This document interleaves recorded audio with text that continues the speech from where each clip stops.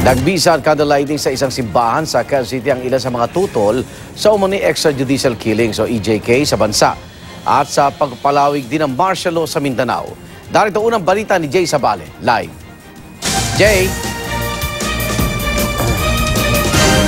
Iga, nagtipon-tipon nga ang ilang kritiko ni Pangulong Duterte kagabi sa may San Antonio de Padua Parish sa may Quezon City sa pangunguna pa rin ni Senator Risa Ontiveros upang iprotesta ang anilay baluktot umanong pamamahala sa gobyerno. Pasado hating gabi nagsagawa sila ng isang misa sa pangunguna ni Bishop Deogracias Iñiguez. Matapos ang misa ay nagsagawa naman sila ng candlelighting.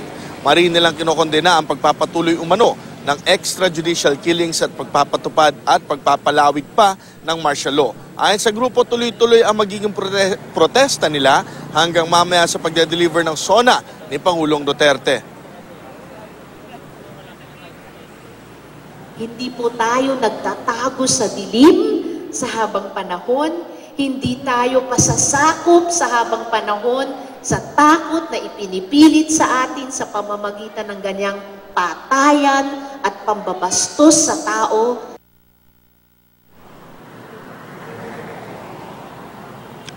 Andito naman tayo ngayon sa may Commonwealth Avenue, yung tinatawag nilang STG Ever o yung Security Task Group. No, pakikita natin, ito yung pangalawa pa lamang sa mga istasyon mula sa may Quezon City Circle na mga pulis kung saan nagtalaga sila ng mga tao dahil i-guide na nga nila yung mga realista.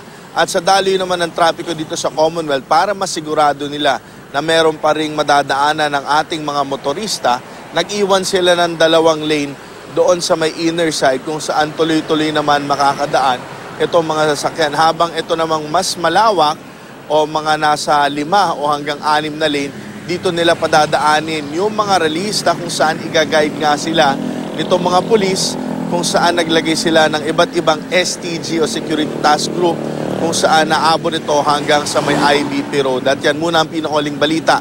Mula dito sa Commonwealth Avenue, balik sa iyo, Igan. Maraming salamat, Jay Sabale.